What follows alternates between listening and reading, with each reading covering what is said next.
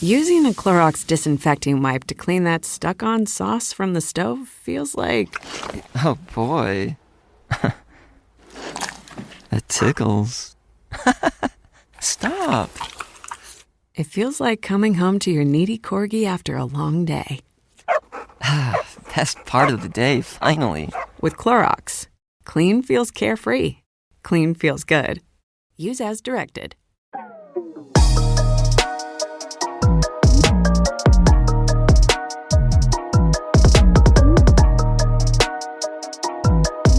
Welcome back to Mama Mystery. I am your host, Kelly, and today is going to be a solo episode because we are exhausted. It has been such a long week, and I guess I'm going to just go ahead. I didn't even plan on talking about this, but I'm just going to go ahead and talk about it because maybe it'll put things into a different perspective for our listeners. But we have just been dealing with a lot of death around us lately. So not in regards to true crime. It's actually in regards to our personal lives. So Austin's best friend lost his mom to cancer last week. And she was actually an avid listener of Mama Mystery, which just breaks my heart. I lost my mom when she was 56 and our friend's mom was 56 also. And, my heart just breaks for him and his family, and they're all struggling with this. So that happened last week. And then this week, Austin's grandma passed away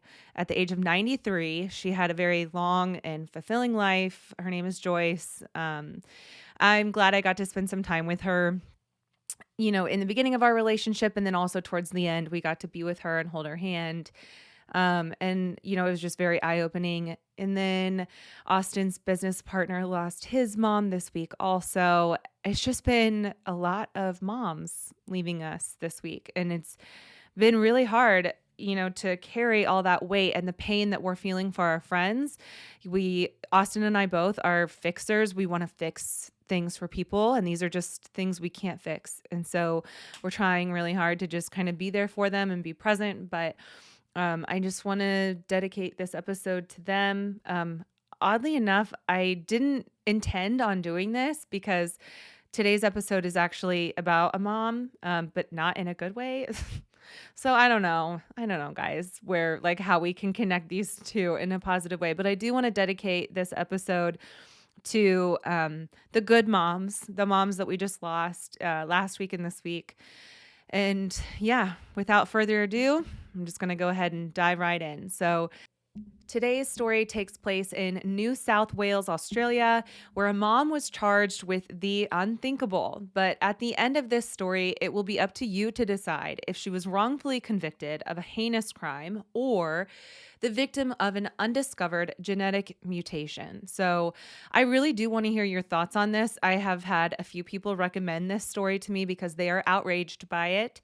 But I also see people online who are expressing their support of this woman. So I really do want to know your thoughts. I want to know if you've experienced something similar, if you know someone who has suffered from this same genetic mutation. But we're going to get into it right now. So Kathleen Megan Folbigg was born on June 14th of 1967 to parents Tom Britton and Kathleen Donovan. Tom was an immigrant hoist driver and petty criminal who went by the nickname Taffy. And as for her mom, Kathleen, I couldn't find much about her, but I did think it was interesting that Kathleen's mom was named Kathleen, because I just don't think it's as common that we name daughters after their mothers. I feel like it's more common that we name sons after their fathers. So I just thought that was interesting. Maybe it's more common in Australia and I'm just not aware. But 2 weeks before Christmas in 1968, when Kathleen was almost 2 years old, Taffy stabbed his wife to death after allegedly becoming irate that she seemed to be neglecting the young toddler Kathleen. And a witness testified at the trial that after he stabbed her 24 times, he knelt down to her and said, quote, "I'm sorry, darling, I had to do it," end quote. Before he turned to the witness saying that he had to kill her because she was going to kill his child. Kathleen's story fits the profile of early emotional deprivation. After her father was jailed for the murder, Kathleen was sent to stay with family who reported that they had difficulties with her, saying that she had severe temper tantrums, aggression, and crying fits. Well, no shit. She just lost both of her parents in a pretty traumatic way. So I feel like you kind of have to know that you're getting yourself into that whenever you take on a child who has gone through something so traumatic. But either way, Kathleen was then sent to a church orphanage and then later to a foster family. She was a picture-perfect child with curly blonde hair, and according to her foster mother, the young Kathleen really tended to keep her inner feelings to herself as she grew. Her father, Thomas, served 12 years before being deported in 1982 to Britain, where he essentially disappeared and had nothing to do with Kathleen. Growing up with her foster family, she really struggled to please her mom. And as she got older, her foster mom became more and more strict and controlling. And this is according to Kathleen. She couldn't go to the movies with her friends without a full interrogation by her foster mom. And then finally, exasperated by the heavy thumb of her foster mom, she left home and dropped out of school at age 15 and worked in a series of dead-end jobs before marrying 25-year-old Craig Folbigg. And within a year, she was carrying her first child, Caleb. Caleb was born on February 1st of 1989. He was born full term, and he was a healthy baby boy. But within a few days, his parents noticed that he was a noisy breather and would stop breathing in order to feed.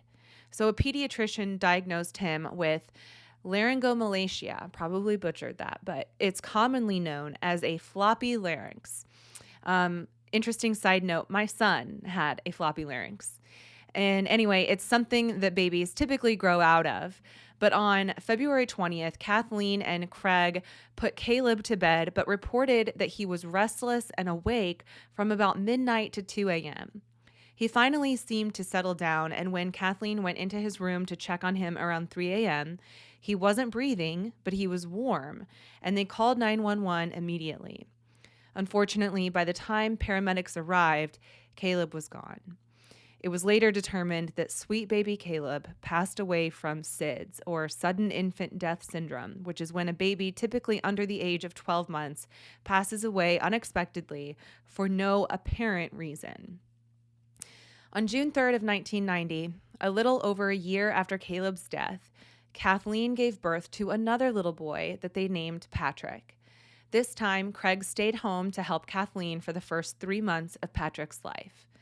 3 days after Craig went back to work, he was woken up in the middle of the night to the sound of a blood-curdling scream. He ran to Kathleen, who was standing next to Patrick's crib.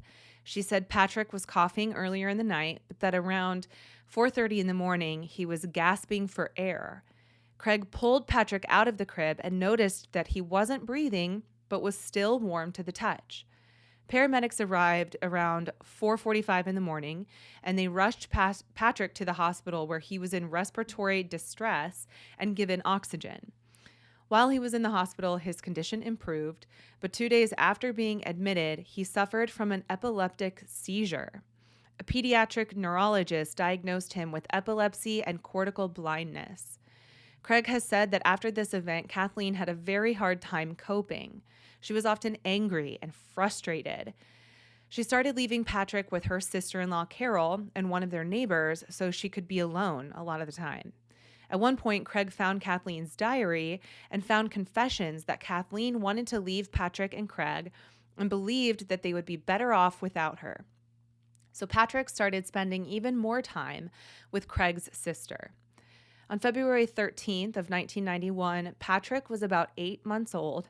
Craig was at work when he got a phone call from Kathleen, and Kathleen was screaming, "It's happened again, it's happened again."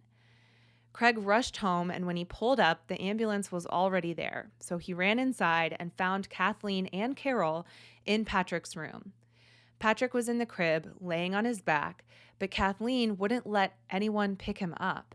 So Craig swooped Patrick up and tried to perform CPR, but his lips were blue.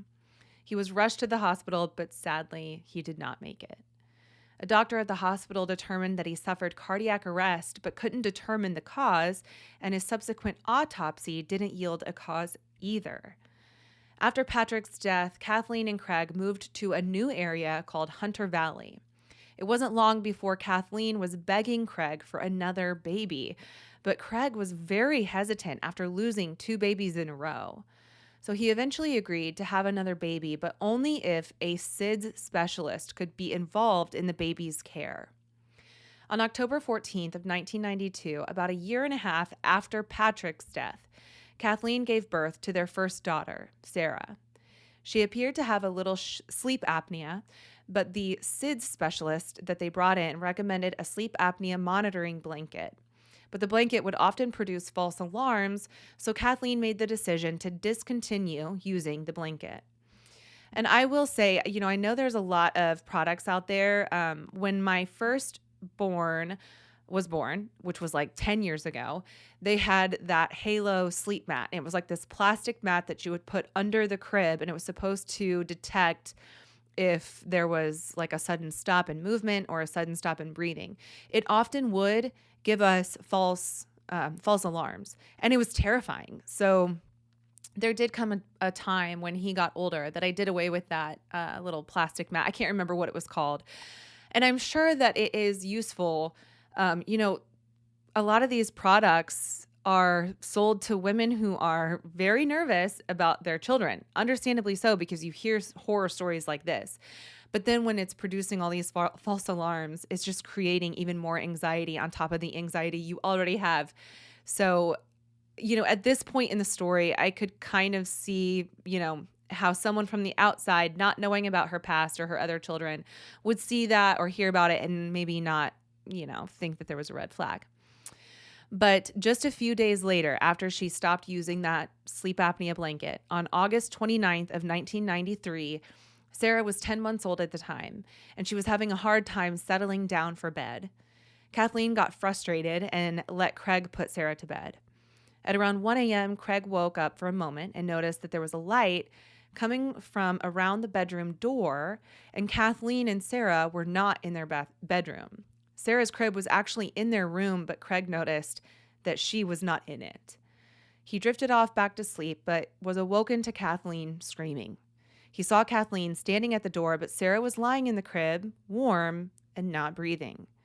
He called 911 and tried performing CPR, but to no avail. Sarah did not make it. Her autopsy revealed small abrasions near her mouth. Her lungs showed petechial hemorrhages, minor congestion, and edema, all consistent with death by asphyxiation.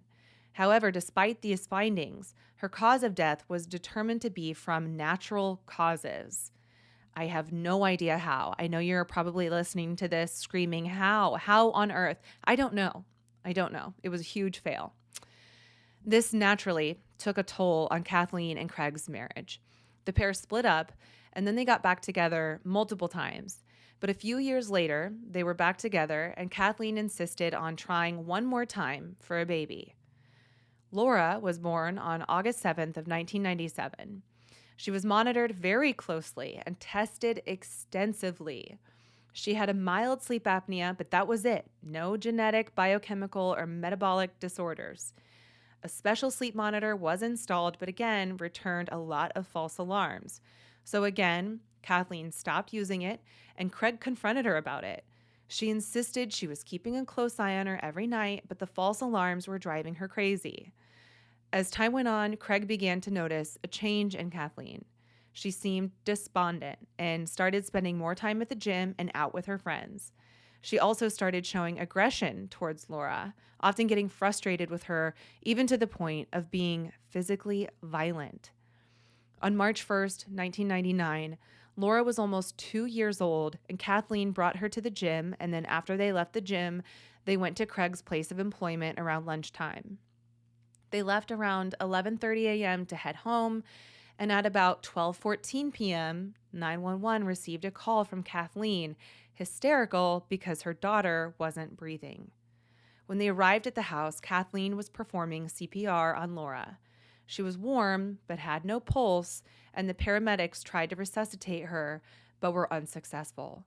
Laura was gone. Her autopsy revealed that she had a mild case of myocarditis, or inflammation of her heart muscle, but they did not believe that it caused her death, so the formal finding was undetermined. Craig at this point is completely shattered, of course. He'd lost 4 children in 10 years, and his marriage at this point was irrevocably broken. So they separated, and Kathleen moved out.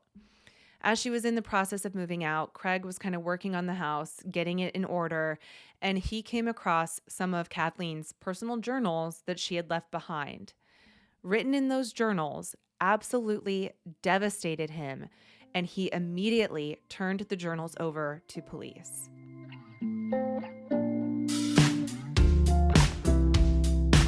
Today's episode is sponsored by Kitsch. Game changing. That is what Kitsch's biggest fans say about its time-saving beauty essentials for hair, skin, and body. Are you ready to change your beauty game?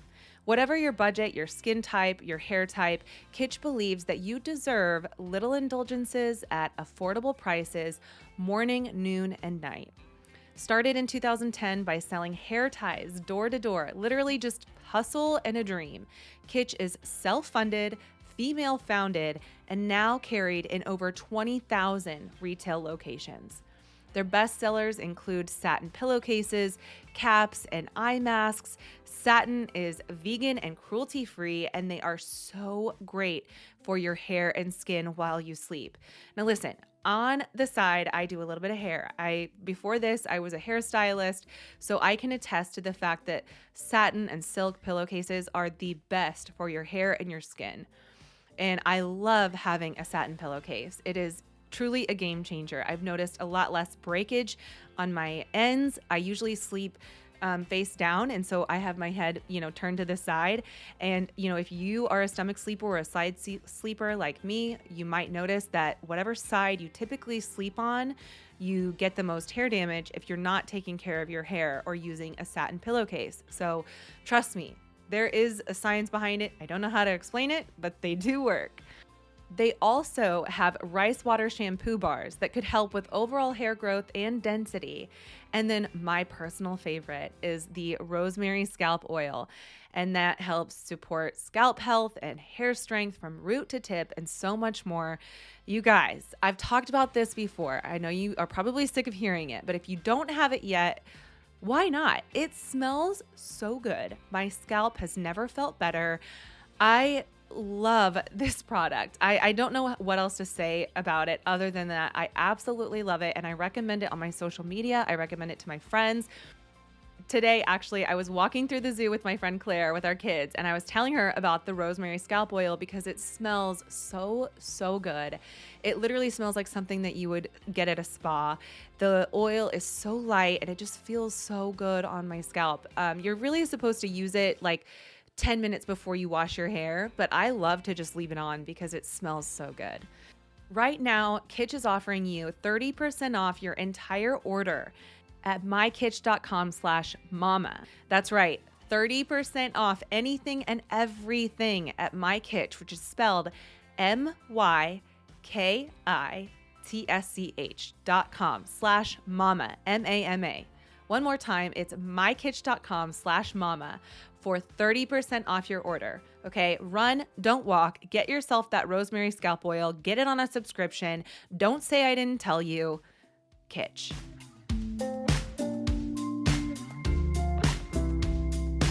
In an entry on June 3rd of 1990, the day her second child, Patrick, was born, she wrote, quote, "This was the day that Patrick Allen David Folbigg was born.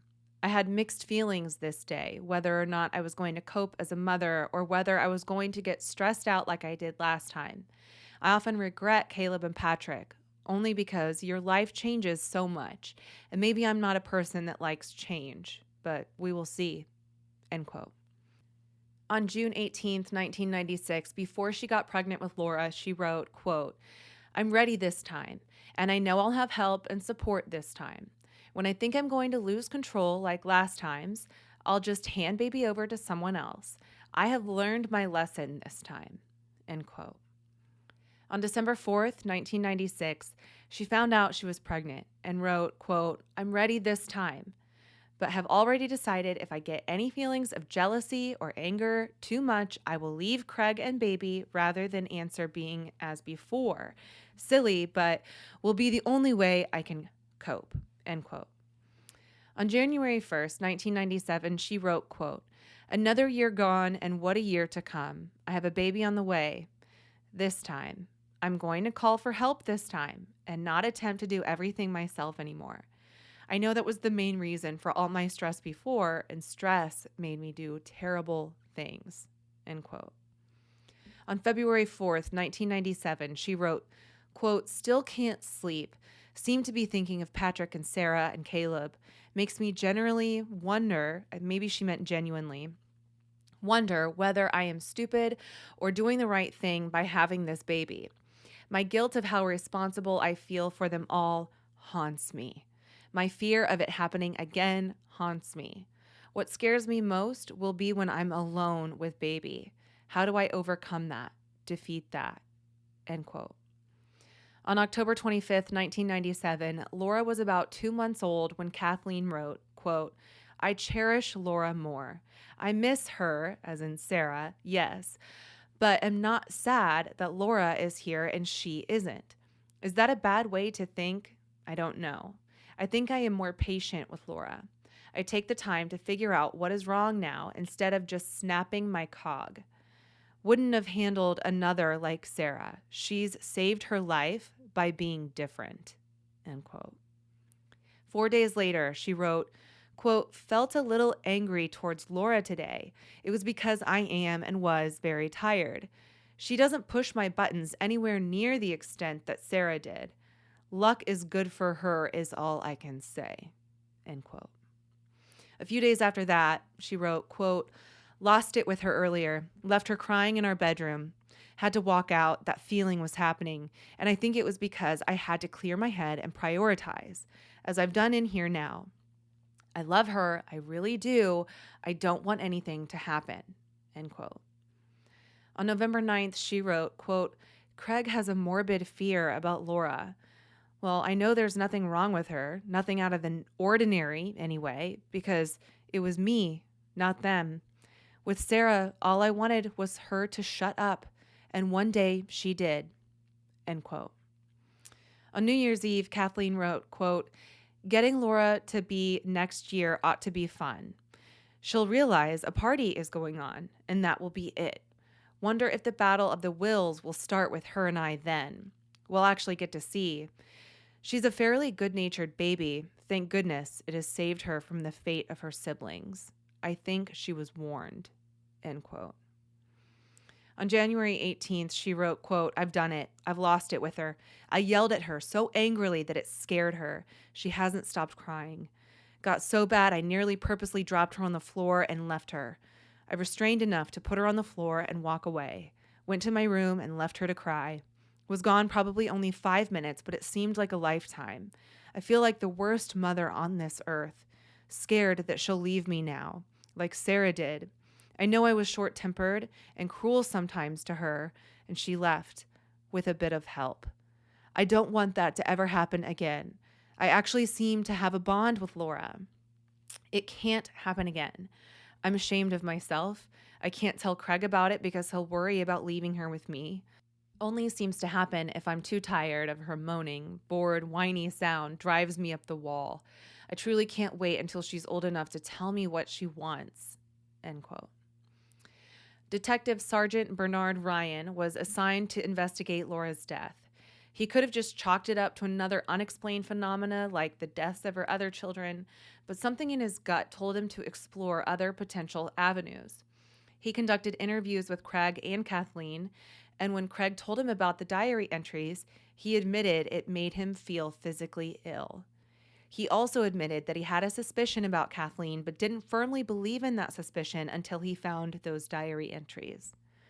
It took 2 years to build a case that prosecutors could try in court, and on April 19th of 2001, Kathleen was arrested at her home and charged with murdering her 4 children.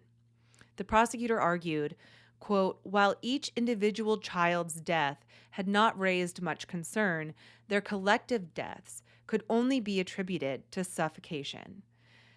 And the circumstances surrounding the deaths were not consistent with sudden infant death syndrome. Each child was found face up, they were still warm when they were found, and in 2 cases, there were signs of life." end quote. Professor Bayard, a specialist forensic pathologist called in the defense's case, gave his professional opinion as to the diagnosis of Caleb's death. He said, quote, "With Caleb, I would say the cause of death was undetermined, and the reasons for that, there are several. One is that I don't have the death scene examination. The second is that the brain wasn't examined, so I don't really know whether there was any pathology in the brain. And thirdly, there is an issue of his voice box. He was said to have a floppy voice box," end quote. Professor Bayard was of the opinion that there were no positive medical or pathological signs of suffocation. To say that the cause of Caleb's death was undetermined did not imply that SIDS was excluded as a possible cause. Melbourne criminologist Professor Ken Polk says that mothers who kill their babies tend to fall under four main categories.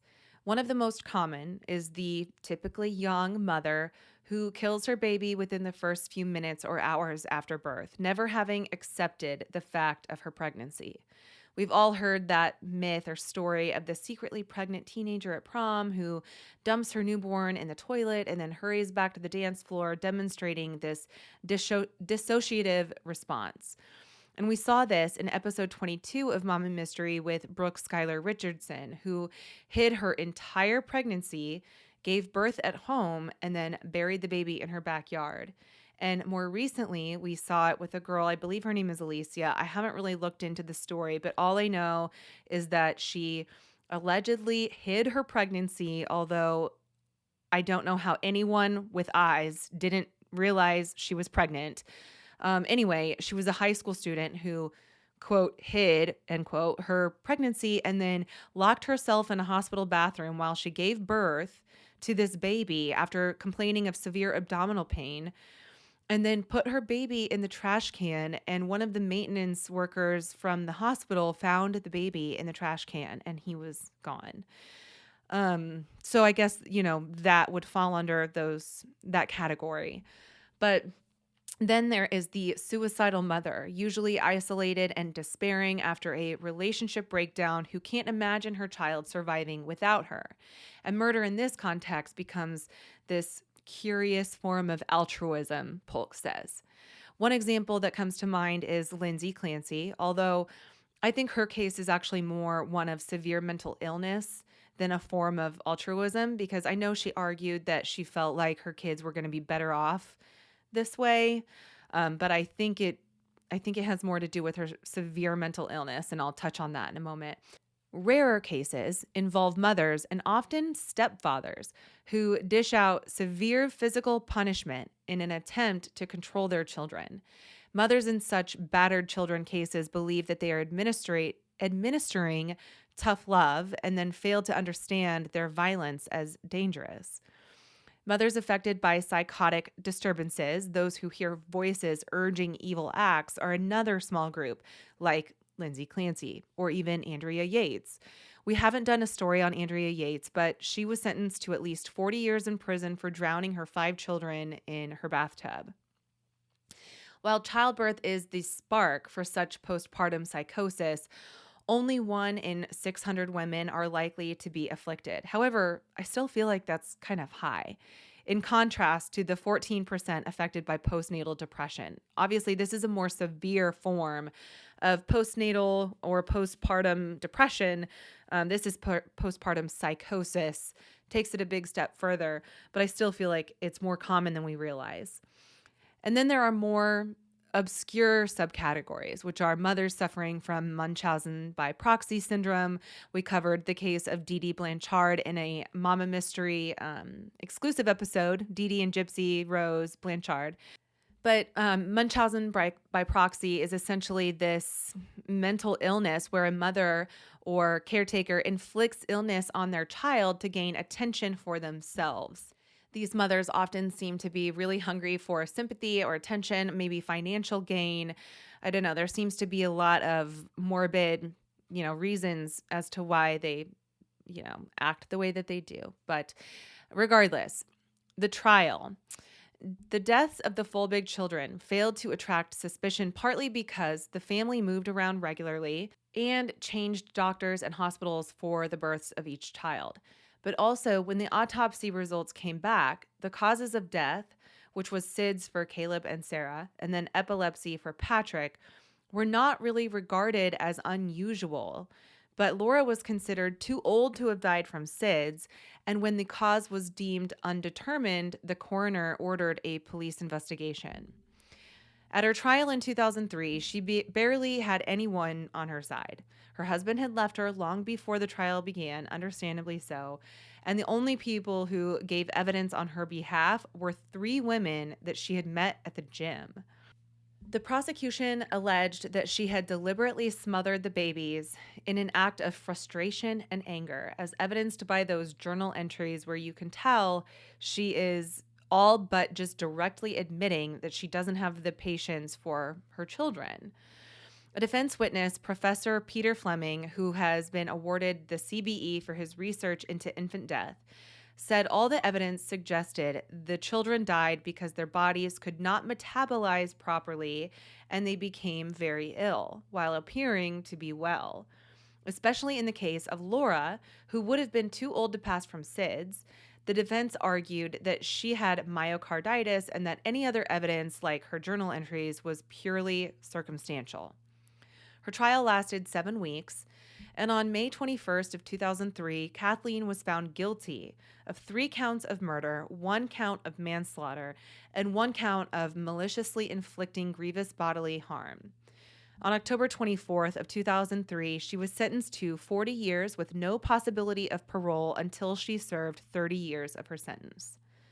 Outside the courthouse, Craig Folbigg broke down saying, quote, "My humble thanks go to 12 people whom I have never formally met, who today share the honor of having helped set 4 beautiful souls free to rest in peace finally." But this is not the end of the story. On January 1st of 2021, Kathleen was transferred to a new prison where she was severely beaten by other inmates due to the nature of her crimes. A few months after her transfer, a petition was signed by more than 100 scientists calling for the NSW governor to pardon Kathleen due to new and compelling scientific evidence to explain the cause of each child's death. Genetic evidence showed that at least 2 of the children had genetic mutations that predisposed them to sudden cardiac death. They concluded that the CALM2, so CALM2 mutation, carried by Kathleen and her 2 girls, altered their heart rhythm and made them susceptible to sudden death, especially if it was exacerbated by a secondary illness. Caleb and Patrick, however, each carried 2 genetic mutations that have been linked to early onset lethal epilepsy in mice. So, after 20 years in prison for killing her 4 children, Kathleen was pardoned and released from jail on June 5th of this year, which was like 2 weeks ago. Now, I'm going to just tell you how I personally feel about this, and I want to hear your comments. I want to hear how you feel about this case. I have respect for science. I do. I think that, the logical, analytical side of my brain respects and appreciates science, okay? But in the case of Kathleen Folbigg, I have a really hard time believing she did not have something to do with the death of her children. And here's why. I had a little cousin who passed away from SIDS at 8 months old. His family was completely devastated. His mom and dad, we all were devastated, but I can't even imagine the insurmountable pain that his parents felt after losing him. And I just can't even imagine them writing in a journal after he passed. His name was Logan. I can't even imagine after Logan passed, them writing about him in the past tense in any type of negative light, saying, that they didn't feel a bond with him like they do with their subsequent children. In that journal entry on October 25th of 1997, she literally says, quote, "I cherish Laura more and I miss her," as in Sarah, yes, "but I'm not sad that Laura is here and she isn't. Is that a bad way to think? I don't know. I think I am more patient with Laura. I take the time to figure out what is wrong now instead of just snapping my cog. Wouldn't have handled another like Sarah. She saved her life by being different. And then 4 days later wrote, felt a little angry towards Laura today. It was because I am very tired. She doesn't push my buttons anywhere near the extent that Sarah did. Luck is good for her is all I can say. And then the most daunting one, in my opinion, the November 9th entry where she says, with Sarah, all I wanted was for her to shut up, and one day she did. I mean, how do you write about your deceased child like that if you didn't have anything to do with her death?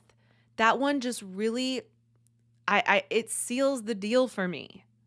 And then the one that followed that on New Year's Eve where she wrote that, Laura was a good-natured baby. Thank goodness it has saved her from the fate of her siblings. I think she was warned. Warned about what? I know that her defense team tried to argue that the journal entries were circumstantial, maybe even hearsay because they were just written journal entries, but I think they are very, very telling. And I can't fathom a mother who has lost her child in a innocent, natural way who writes about the death of their child in such a morbid, disgusting, insensitive way that lacks literally any compassion for the children you've lost. Not just children. So I don't know. I mean, I believe in science, I do, but in this case, I don't think that any genetic mutation they may or may not have had was the cause of their death. You can't convince me that she didn't have something to do with it. Also, the fact that there were two babies who were found warm. How is it that just so coincidentally you happen to find them the moment they've stopped breathing? So they're still warm, but they're not breathing, and you just happen to find them in that instant. I have a really hard time wrapping my brain around that and accepting that as any type of reality. So I don't know. I know she's got supporters out there who believe in her innocence, but I don't. But I do want to hear your thoughts. I know she's got some supporters out there. So if you're on either side, if you believe she's innocent or if you believe she's guilty, I want to hear your thoughts on this. So if you're listening on Patreon, comment on the episode, comment on Instagram, or you can DM me if you want to stay private. But that's all I have for today. Mama Mystery out. He snuck in just to do the outro. Thank you, Austin. I love you so much. Bye.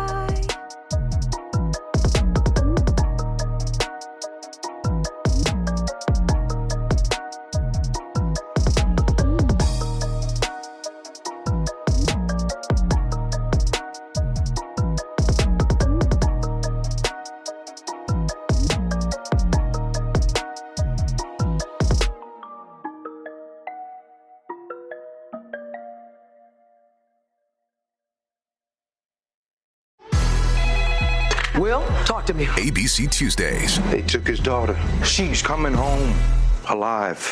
Will Trent, the series critics are calling powerful must-see TV, continues to thrill. Shouldn't we strategize before we go in there? If we screw up this case, a cop killer walks free. With its most dramatic and heart-racing season yet. GBI! Help me! Get down! Will Trent, all new Tuesdays on ABC and stream on Hulu.